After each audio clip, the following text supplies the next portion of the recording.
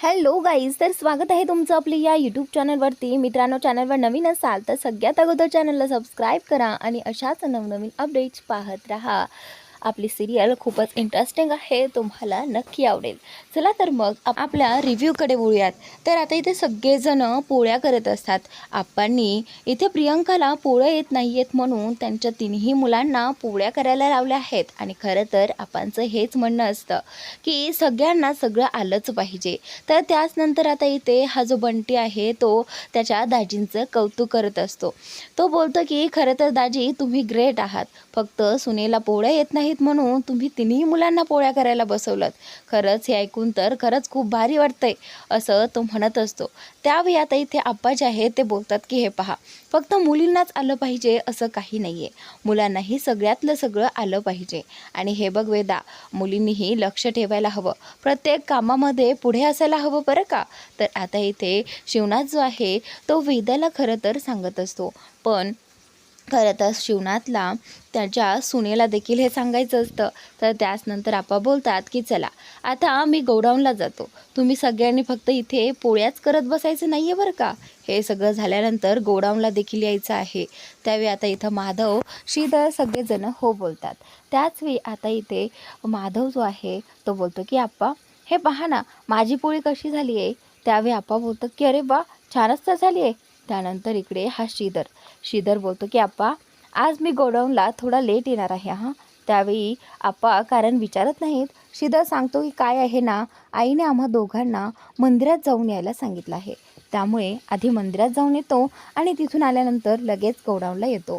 तर आप्पा हा वगैरे काही बोलत नाहीत, फक्त मान हलवतात आणि आप्पा गोडाऊनला जाण्यासाठी निघतात. इकडे आता हा हनुमंतराव आणि त्याची बायको दोघेही जण गाडीमध्ये बसलेले असतात. खरं तर ते काही वेळासाठी बाहेर आलेले असतात, पण बाहेर आल्यानंतर इथल्या लोकांनी त्यांचा खूप अपमान केला. खरं तर हे कंदी पेढे विकणारे जे हनुमंतराव आहे त्यांचं खूप नाव होतं, पण आज पहा यांच्या मुलीने त्यांचं नाव कसं धुळीस मिळवलं आहे. खरं तर आता हे कंदी पेढेवाले गोड पेढेवाले नाही तर पळून गेलेल्या मुलीचे बाप म्हणून ओळखले जातील. तर आता इथे सगळे लोक गावकरी त्यांना असे चिडवू लागतात. पण आता इथे हनुमंतरावांना हा अपमान सहनच होत नसतो. इकडे आता ते स्वतःच्या गाडीमध्ये येतात आणि अक्षरशः एकदम हताश झालेले असतात. एकदम असे स्वतःला पूर्णपणे सगळं संपलं आहे असं त्यांना वाटू लागतं, कारण आत्तापर्यंत हनुमंतरावांनी त्यांचे कंदी पेढे विकून अगदी सगळ्या गावामध्ये शहरामध्ये नाव कमवलं होतं. आणि आज ते नाव त्यांच्या मुलीने फक्त पळून जाऊन लग्न केल्यामुळे सगळं काही धुळीस मिळवलेलं आहे असं आता इथे त्यांचं झालेलं असतं. पण आता इकडे त्याची बायको म्हणजेच हनुमंतरावांची बायको म्हणते की हे पा अहो, तुम्ही नका ना काळजी करू, होईल ना, थोडे दिवस द्या तुम्ही, होईल सगळं काही व्यवस्थित, नका या गोष्टींचा एवढा विचार करू आणि स्वतःच्या जीवाला एवढा त्रास करून घेऊ. आता काय करणार आपण, जे काही झाले त्याला बदलू तर शकणार नाही ना. तर आता इकडे ही जी पद्मा जी आहे ती आता या हनुमंतरावांनाच कॉल करत असते. तिला माहीत आहे आता आगीत तेल टाकायलाच हवं, जेणेकरून या शिवनाथच्या घरामध्ये भडका होईल. तर त्याचनंतर आता जेव्हा इथे प्रियंकाची आई पाहते आहे की हनुमंतरावांच्या फोनवरती पद्माताईंचा फोन येत आहे, त्यावेळी लगेचच ती फोन उचलते आणि स्पीकरवर टाकते. तर आता इकडे ही पद्माताई बोलू लागते की काय मग हनुमंतराव, कसे आहात, ठीक आहात ना. हे पहा, पळून जाऊन तुमच्या मुलीने लग्न केलं, मला माहीत आहे तुम्हाला त्रास तर होतच असेल, पण हे पहा आता मला तुम्हाला एकच गोष्ट सांगण्यासाठी मी तुम्हाला फोन केला आहे. तर आता त्यावेळी आता इथे हनुमंतराव जे आहे ते बोलतात की बोला ना, काय म्हणताय. तर त्यावेळी आता ती सांगू लागते की काय करावं, आता मला राहवत नाही ना, कारण मी त्यांच्या घराच्या समोरच राहते आणि मला सगळं काही ऐकायला येतं. त्यावेळी हनुमंतराव बोलतात की काय झाले, तुम्हाला नक्की काय म्हणायचं आहे. तर ती बोलते की मला तुमच्या मुलीबद्दलच तुम्हाला सांगायचं आहे. अहो, तुमची राणीसारखी वाढलेली तुमची मुलगी त्या घरात अगदी मोलकरीण म्हणून वावरते आहे. म्हणजे त्या घरात तिला अगदी मोलकरणीचं स्थान दिलं आहे. सतत काही ना काही आवाज येत असतात, सतत तुमच्या मुलीचा ओरडल्याचा आवाज येत असतो कानावर. असं वाटतं की आता जावं आणि थांबवावं सगळं, असं घर आहे ते समोरचं. तर आता हे ऐकताच तिच्या आईला, प्रियंकाच्या आईला हे सहन होत नाही. तिला आता खूप त्रास होतो. ती बोलते की तळहाताच्या फोडाप्रमाणे मी तिला जपलं आहे, अगदी लहानपणीपासून राणीसारखं जपलं आहे आणि माझ्या मुलीला असं सगळं करावं लागतंय. तर आता इथे तिला खूप वाईट वाटत असतं. तर त्याचनंतर इकडे आता राघव, श्रीधर आणि माधव सगळेजण पोळ्या लाटण्यासाठी बसलेलेच असतात. त्यांच्या पोळ्या ह्या सुरूच असतात. तर आता इकडे शिवनाथला हे काही कामामुळे गोडाऊनमध्ये जायचं असतं. तर त्याचनंतर आता इकडे उमाला ही मावशी म्हणत असते, कामवाली मावशी म्हणत असते की उमा, खरंच नशीब काढलं बघ, आपल्या शिवनाथने मुलीला पोळ्या येत नाही म्हणून सगळ्या मुलांनाच बसवलं पोळ्या करण्यासाठी. खरंच नशीब लागतं असा सासरा मिळण्यासाठी, असं आता इथे मावशी म्हणते. त्यावेळी आता प्रियंका देखील बोलते की हो, लाखात एक सासरे आहेत माझे आणि मला खूप अभिमान आहे त्यांचा. त्यानंतर आता इकडे ती बोलते की श्रीधर बघ, शिक आप्पांकडनं काहीतरी, आणि हा आहे एक, याला तर काही जमत नाही. त्यानंतर आता श्रीधर बोलतो की हो हो. त्याचवेळी आता इथे ज्यावेळी आप्पांचं कौतुक चाललं होतं त्याचवेळी राघवही बोलतो की हो, खरंच लाखात एक आप्पा आहेत माझे आणि मला नेहमीच त्यांच्यावरती गर्व आहे. मी नेहमीच त्यांच्यासारखं वागण्याचा प्रयत्न करतो, पण त्यांच्यासारखं कुठे जमतंय असं म्हणत आता सगळेजण हसू लागतात आणि इथे आप्पांचं कौतुक चाललेलं असतं. त्यानंतर आता इकडे प्रियंका म्हणते, मला ना आता सगळं काही शिकायचं आहे, जेणेकरून आपण खूप छान वाटेल. त्यानंतर आता इकडे हनुमंतराव या पद्माचं बोलणं ऐकून अक्षरशः रडायला आले आहेत, कारण त्यांनीही त्यांच्या प्रियंकाला खूप जपलं आहे, तिला खूप अगदी लाडात वाढवलं आहे आणि तिचे असे हाल होताना पाहून त्यांना अजिबात आवडणार नाही. तर आता इथे हनुमंतराव जे आहेत ते बोलतात की नक्की काय होत आहे तिकडे. तर त्यावेळी आता इथे पद्मा सांगू लागते की त्या समोरचे घरचे तो शिवनाथ तुमच्या मुलीला पहाटे 4 वाजल्यापासून उठवतो आणि त्यानंतर तिला पाणी भरायला लावतो त्या विहिरीमधनं. पाणी भरल्यानंतर तिला सगळी झाडलोट सगळं काही चकाचक काम करायचं. त्यानंतर घरात आवरायचं. अशी सगळी नोकराणीसारखी कामं तिला करावी लागतात आणि त्याचनंतर एवढं करूनही तिला साधंसुधं जेवायला वगैरे ही नीट वगैरे देत नाहीत. सारखी आरडाओरड सुरू असते तिच्यावरती. हे सगळं ना अजिबात हनुमंतरावांना ऐकवत नाही. तर आता इथे तिची आई जी आहे तीही बोलू लागते की माझी पिहू कशी असेल त्या घरामध्ये. तर आता इकडे पद्माताई जी आहे ती अजूनही खूप काही बोलत असते आणि हनुमंतराव बोलतात की आता बस करा, आता मी नाही ऐकू शकत इथून पुढे, पण मला सांगा मी आता काय करणार, तुमच्याकडे काही मार्ग आहे का माझ्या मुलीला या सगळ्यातून वाचवण्यासाठी. तर आता इथे पद्मा जी आहे ती बोलते, हे पहा, तुम्हाला जर तुमच्या मुलीला वाचवायचं असेल तर तुम्हाला एकच गोष्ट करायची आहे, तर तुम्ही आता सरळ पोलिसांकडे जा आणि पोलिसांकडे तुम्ही केस ठोका की या शिवनाथच्या मुलाने माझ्या मुलीला पळून आणलेलं आहे.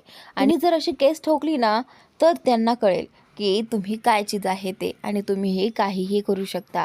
असं गप्प राहून चालणार नाही. तुम्हाला तुमच्या मुलीसाठी काहीतरी प्रयत्न सुरू ठेवायलाच पाहिजे. तर आता हनुमंतरावांच्या मनात इथे या पद्माने राग आणखीनच भरवलेला आहे आणि आता हनुमंतराव त्या पद्माच्या सांगण्यावरून कदाचित आता ती केस देखील ठोकायला मागे पुढे पाहणार नाही, अशा पद्धतीने तिने त्याला भडकावून दिलेलं आहे. तर त्याचनंतर आता इकडे ही मावशी जी आहे ती उमाच्या आईकडे आलेली असते. आई जी आहे ती उमाबद्दल आणि शिवनाथबद्दल विचारपूस करत असते. त्यावेळी इथे आजी सांगू लागते, आजी नाही सॉरी, ही मावशी सांगू लागते की हे पहा, तुम्ही ना नशीब काढलं आहे, तुम्हाला एकदम गुणाचे जावई मिळालेत बरं का.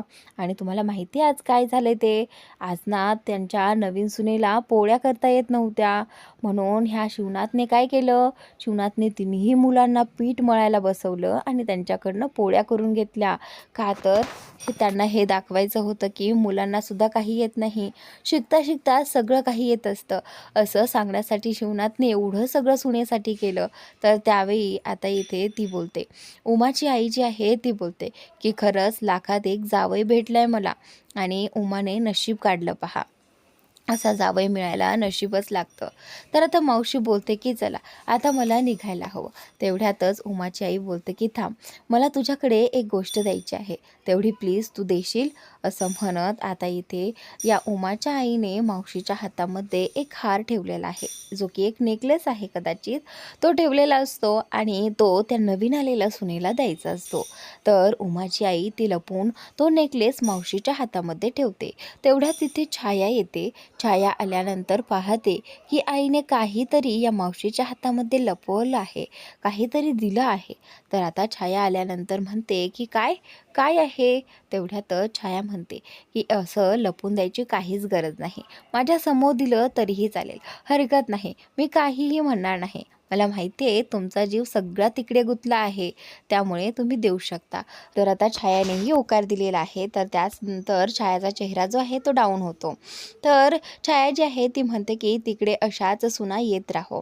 आणि त्यानंतर आता येते तिचा चेहरा डाऊन झाल्यानंतर उमाच्या आईने छायाला विचारलं की काय गं छाया, काय झालं आहे. तेवढ्यात ती छाया बोलते की फक्त शिवणाची तळतळाट आपल्याला लागू नये बस, एवढंच असं तिला वाटतं आणि माझ्याही मुलीचं चांगलं व्हावं. तर आता उमाची आई जी आहे ती बोलते की हो गं बाई, तुझ्याही मुलीचं चांगलं होईल, नको काळजी करूस. तर आता इकडे मावशीही बोलते की हो हो, तिचंही चांगलंच होईल. त्यानंतर आता इकडे पद्मा जी आहे ती इथे उमाच्या घरासमोर येऊन थांबलेली आहे आणि उमाला म्हणत असते की ये उमे, मला सांग, तुझ्या मुलाचं एवढं लग्न झालं आणि तू काय आमचं तोंड गोड केलं नाही, एकही बेडा भरवला नाही. तर त्यावेळी आता इथे उमा जी आहे ती काहीच बोलत नाही. उमा फक्त गप्प उभी राहून ऐकून घेते. आणि त्यानंतर इथे पद्माताईच्या पाठीमागे भास्कर देखील येतो. पद्माताई लगेचच भास्करला बोलते की म्हणजे बघ ना, एक सून घरात आली, त्याच्यानंतर तुझा धाकटा मुलगाही घराबाहेर गेला. म्हणजे बघ, तुझी सून आल्यानंतर किती चांगलं घडलंय ना. कदाचित मी बोलले होते तसंच झालं, सून आल्यानंतर तुझं घर तुटणार. आणि तेच झालं ना, जशी सून घरात आली तसा तुझा धाकटा मुलगा घराबाहेर पडला. असं म्हणताच आता ती हसू लागते. तर त्याचनंतर आता इथे उमा मुद्दामून राघव येताच राघवला मोठ्याने आवाज देते. आणि त्याच वेळी नेमकं राघव, श्रीधर आणि ही प्रियंका बाहेरून आलेले असतात मंदिरामधनं. त्यावेळी आता ती लगेचच राघवला आवाज देते, राघव जरा इकडे, तुझ्या हातात पेढे आहेत का. तर आता राघव बोलतो की हो आई, प्रसाद आणला आहे मंदिरातनं. असं म्हणताच आता इथे उमाने तो पेढ्याचा बॉक्स हातातनं घेतला. आणि त्यावेळी आता इथे ती बोलते की बरं झालं बाबा, तू पेढे घेऊन आलास. ते काय आहे ना, तुझ्या पद्मा मावशीला पेढे खायचे होते, प्रियंका आणि आपल्या श्रीधरच्या लग्नाचे, तिला तोंड गोड करायचं होतं. बरं झालं तू घेऊन आलास. ठीक आहे, मी देते आता तुझ्या पद्मा मावशीला. त्यावेळी आता आई लगेचच तो पेढ्याचा बॉक्स ओपन करते. आणि त्यानंतर या पद्माचं तोंड तर अगदी पडतंच, कारण प्रियंका, श्रीधर आणि राघव तिघहीजण एकत्र दिसतात. आणि राघवशी ती बोलत होती हे पाहून ती चकित होते. राघवला हिने घरात कधी घेतलं हा प्रश्न कदाचित तिला पडला असेल. तर आता इथे उमा बोलते की हे बघ पद्माताई, दर हे घे, पेढे घे आणि तोंड गोड कर बरं का. तुला हा आहे प्रियंका आणि श्रीधरच्या लग्नाचा पेढा. तर हा एक पेढा झाला. तर दुसरा पेढा आहे हा राघवला घरामध्ये घेण्याचा. तर ह्यांनी कालच राघवला घरात घेतलं बरं का, ही दुसरी आनंदाची गोष्ट आहे. असं म्हणत आता इथे उमाने तिचं तोंड गोड करण्यासाठी तिच्या हातात 2 पेढे ठेवले. त्यावेळी उमा जी आहे ती भास्करकडे जाते आणि भास्करला बोलू लागते की दर दर. असं म्हटल्यानंतर भास्कर हात पुढेही करत नाही आणि तो पेढाही घेण्याचा प्रयत्न करत नाही. त्यानंतर उमा बोलते की बरोबर, ठीक आहे, मला समजलं, तसंही तू गोड खात नाहीस. मग असं म्हटल्यानंतर उमा जी आहे ती पाठीमागे येते.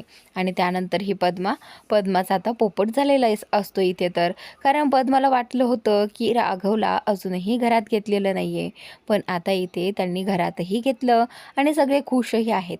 हे पाहून पद्माला राग येतो. तर त्याचनंतर आता इकडे पद्मा जी आहे ती बोलते, हे पेढे ना तुझ्याकडंच ठेव.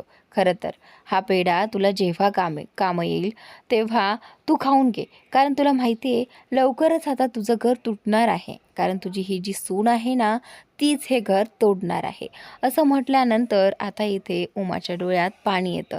खरं तर असं काहीही होणार नाही, कारण ही जी प्रियंका आहे ती नेहमीच हे लक्षात ठेवणार आहे, कारण तिने राघवला वचन दिलं आहे की ती हे घर तुटू देणार नाही. तर त्याचनंतर इकडे ही पद्मा जी आहे ती तिच्या हातात पेढे ठेवते आणि ती आतमध्ये निघून येते.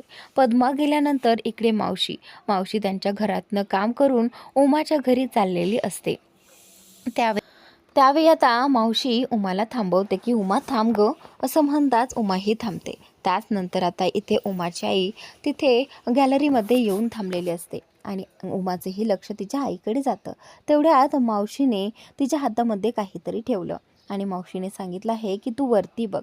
तर आता तिकडून आई खुणावत असते की हे जे काही दिलं आहे ना, मी माझ्या सुनेसाठी दिलं आहे. असं म्हणताच आता इथे आईही खुश होते, उमाही खुश होते. त्यावेळी आता उमा लगेचच प्रियंकाला जवळ बोलावते आणि प्रियंकाला म्हणते की तिकडे बघ एकदा. तर आता तिकडे बघितल्यानंतर उमाची आई तिला आशीर्वाद देते की नेहमी सुखी राहा. त्यानंतर तिच्यावरतून माया मोडते. त्याचनंतर आता इकडे ज्यावेळी मावशीने तिच्या हातात दिलं होतं उमाने, ते तिने तिच्या प्रियंकाच्या हातामध्ये दिले. उमाच्या आईने तिच्यासाठी एक गळ्यातला नेकलेस आणलेला असतो आणि आता इथे तो हातात घेतल्यानंतर प्रियंका देखील तिच्या आईकडे पाहून हात जोडते आणि नमस्कार करते, असं तिचा म्हणण्याचा अर्थ असतो. तर त्याचनंतर आता सगळेजण आतमध्ये आले आहेत आणि रात्रीच्या वेळी इकडे उमा आणि शिवनाथ झोपण्याची तयारी करत असतात. तर त्याच वेळी आता शिवनाथ उमाला म्हणतो की उमा, आता खूप दिवसातून मी निवांत झोपणार आहे. तर त्यावेळी आता उमा बोलते की खूप दिवसातून म्हणजे असं काय झालं होतं की तुम्ही इतक्या दिवस निवांत झोपले नव्हते? तर आता शिवनाथ जो आहे तो बोलतो, म्हणजे नक्कीच उमाला सगळं माहीत असून सुद्धा मुद्दामून करते नाही. तर आता इथे काय सांगू उमाला, असा प्रश्न पडल्यानंतर शिवनाथ जो आहे तो बोलतो की ते काय आहे ना उमा, एक खूप मोठा हिशोब होता आणि खूप मोठं पेमेंट येणार होतं. जरा त्याचीच काळजी वाटत होती आणि म्हणून त्या याने नीट झोपच लागत नव्हती त्या काळजीने. तर आता उमा बोलते की नक्की तुमचं पेमेंट येणार होतं ही काळजी होती तुम्हाला, की तुम्हाला ही काळजी होती की राघव घराबाहेर आहे, खरं सांगा. तर आता इथे शिवनाथ जो आहे तो काहीही बोलत नाही. तर त्याचनंतर आता इकडे उमाला कळून जातं की शिवनाथला नक्की कसली काळजी आहे. तर त्याचनंतर आता इकडे प्रियंका पाहते आहे तो आजीने दिलेला हार. तर त्या हाराकडे पाहून प्रियंकाला असं वाटत असतं की कधी एकदा मी तिच्याकडे आजीकडे म्हणजेच उमाच्या आईकडे जाईल आणि त्यांचा आशीर्वाद घेईल, असं तिचं झालेलं असतं. तर त्याचनंतर श्रीधर जो आहे तो रूममध्ये आलेला असतो. रूममध्ये आल्यानंतर आता लगेचच तो तिच्या जवळ येतो आणि त्यावेळी आता श्रीधरला ती जरा नाराज दिसते. श्रीधर तिला विचारू लागतो की काय झालंय माझी राणी, अशी का बसली आहेस तोंड पाडून? त्यावेळी आता इथे प्रियंका सांगू लागते की श्रीधर बघ ना, आजीने किती आनंदाने हा हार मला दिला आहे, पण मला साधा त्यांचा आशीर्वादही घेता आला नाहीये. बघ ना श्रीधर, मला त्यांचा आशीर्वाद घ्यायचा आहे अरे. तर आता श्रीधर बोलतो की काय, तुला आजींचा आशीर्वाद घ्यायचा आहे? हे बघ, हे अजिबात शक्य नाही आहे प्रियंका. तर आता प्रियंका बोलते की पण कसं काय, ते कसं काय शक्य नाही आहे, आपण घेऊ ना काहीतरी करून. तर आता श्रीधर बोलतो की नाही, ज्यावेळी तू मागच्या वेळी बोलली होती की मला आई आणि आप्पांचा आशीर्वाद घ्यायचा आहे, त्यावेळी काय झालं होतं तुला माहिती नाही आहे का, लक्षात आण जरा. तर आता इथे खरं तर राघवलाच ती गोष्ट आठवू लागते की ज्यावेळी तिने लग्नाच्या वेळी आई आप्पांचा आशीर्वाद घ्यायचा ठरवलं होतं, त्यावेळी श्रीधर आणि प्रियंकाचे काय हाल झाले होते. त्यावेळी पद्माताईने त्यांना पकडलं होतं आणि त्यांना हे सांगायचं होतं पद्माताईला की हे श्रीधर आणि प्रियंका आहेत.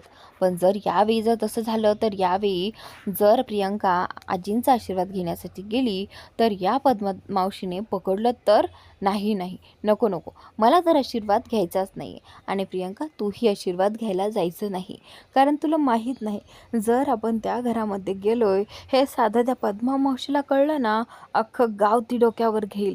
साधा तिच्या हद्दीत पाय जरी पडला ना, ती पूर्ण तमाशा करते घरासमोर. आणि तिच्या घरात जाऊन तिच्या आईचा जर आपण आशीर्वाद घ्यायला गेलो आणि तिने पकडलं गेलं तर किती मोठा राडा होईल, तुला माहिती आहे का? काय काय करेल ती पद्मा मावशी. त्यानंतर आता राघव बोलतो की नाही, आता बहिणीला वाटतंय ना आजींचा आशीर्वाद घ्यायचा आहे, तर आशीर्वाद घ्यायचा आहे. बहिणी तू काळजी करू नकोस, मी नेईल तुला आजींचा आशीर्वाद घेण्यासाठी. तर आता इथे श्रीधर जो आहे तो बोलतो की हे बघ, तुम्ही दोघं काही करायच्या वेळी अजिबात विचार करत नाही आणि पुन्हा त्याचा नंतर परिणाम भोगावा लागतो, अजिबात नाही, असं काही करायचं नाही राघव, समजतंय तुला? राघवला श्रीधर समजावत असतो. पण आता इथे राघव बोलतो की नाही, तू तसाही काहीच करत नाहीस. हे बघ, मला जेव्हा घराबाहेर काढलं होतं त्यावेळी वहिनीनेच मला घरात आणण्याचा प्रयत्न केला आणि त्यासाठी मी वहिनींसाठी एवढं तर करणारच आहे की वहिनींना आजींचा आशीर्वाद घ्यायचा आहे ना, तर मी वहिनींना आजींचा आशीर्वाद काहीही केला घेऊन देणारच. तर आता इथे श्रीधरला भीती वाटत असते खरं तर, जर पद्मा मावशीला कळलं आणि पद्मा मावशीनंतर आपण त्या गोष्टीचा त्रास झाला तर त्याचा त्रास आपल्याला जास्त होतो. त्यामुळे श्रीधर जो आहे तो खरं तर नाही म्हणत असतो. पण राघव या सगळ्या गोष्टीचा आधी विचार करतच नाही आहे, असं त्याचं म्हणणं असतं. तर इकडे प्रियंका बोलते की खरंच राघव भाऊजी तुम्ही मला घेऊन जाल का आजींचा आशीर्वाद घेण्यासाठी. राघव बोलतो की हो वहिनी, चला उद्या नक्की रेडी राहा, मी ज्या वेळेत सांगेन ना त्या वेळेत तुम्ही रेडी राहा. असं म्हणत आता इकडे प्रियंका रेडी होऊन थांबलेली असते पुढील भागात. तेवढ्यात राघवचा फोन येतो की वहिनी आजींचा आशीर्वाद घेण्यासाठी जायचं आहे, रेडी राहा. असं म्हणत आता इकडे राघव आणि प्रियंका दोघेही जण चोरून लपून आजींचा आशीर्वाद घेण्यासाठी पद्माच्या घरामध्ये शिरलेले आहेत. आणि इथे या पद्माने घरात कुणीतरी येताना पाहिलेलं आहे. तर अन्विताच्या रूममध्ये राघव गेलेला आहे. राघवला माहितीही नसतं की आजीची रूम कुठली आहे. त्यावेळी आता अन्विता छान झोपलेली असतानाच राघव तिच्याकडेच एकटक पाहत राहतो आणि तिची झोपताना जी काही स्माईल तिच्या चेहऱ्यावर असते तिच्याकडेही तो पाहतच राहतो.